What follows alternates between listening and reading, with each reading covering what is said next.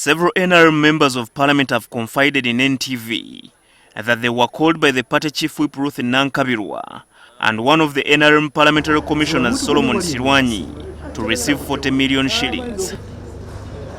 According to sources, only the 317 MPs who supported the removal of the presidential age limit in 2017 have been considered for this payout.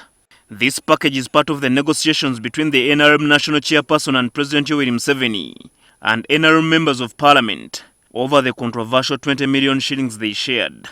It is claimed that MPs outrightly informed the president that they were unable to refund the 20 million as court ordered because they had already spent it in their constituencies. In turn, NRM Chief Whip Ruth in Nankabirwa proposed a motion of appreciating the president over his efforts in the fight against COVID-19, which MPs had to support before they could receive the financial token. Some NRM and opposition MPs have condemned their colleagues who have allegedly received the 40 million. Where is the morality? Morality versus immorality. Immorality versus immorality.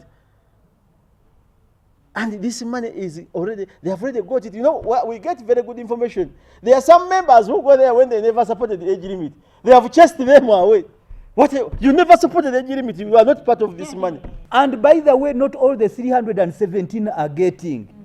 Those who recently moved and said that they will defend the speaker, Kadaga, some of them have equally been kicked out. They were so good. 20 million is an evil, and you go ahead and give 40 million.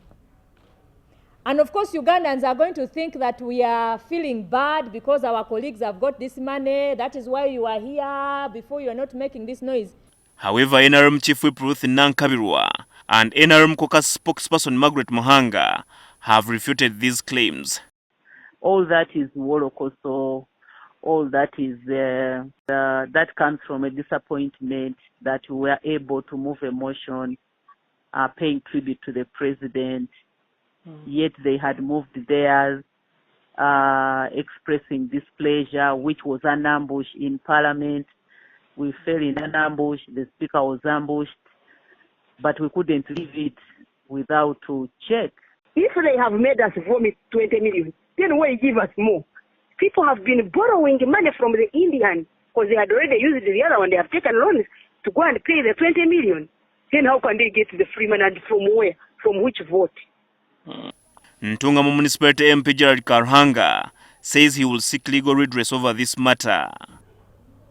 The giver and the receiver shall not only be embarrassed, but will be called courts of law to explain themselves as to where this money is coming from. In the past, NRM MPs have shared money for certain activities. For example, in 2005, they were given 5 million shillings to support the removal of the presidential term limits, 20 million shillings in 2011 for popularizing the NADS program, 29 million in 2017 to sensitize the masses on the removal of the presidential age limits, among others. One of the unanswered questions is about the source of this money. Is it coming from the NRM Secretariat or the National Treasury?